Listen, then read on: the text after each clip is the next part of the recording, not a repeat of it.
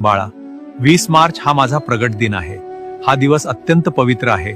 या दिवशी भक्ताने श्रद्धेने केलेली छोटीशी सेवा देखील व्यर्थ जात नाही.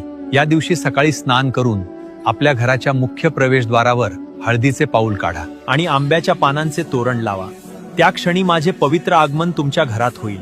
सायंकाळी देवघरात गाईच्या तुपाचा दिवा लावा आणि शांत मनाने माझ्या मंत्राचा 108 वेळा जप करा. त्या जपामध्ये तुमच्या मनातील भावना आणि इच्छा मला मनापासून सांगा. शक्य असेल तर त्या दिवशी एखाद्या गरीबाला अन्नदान करा.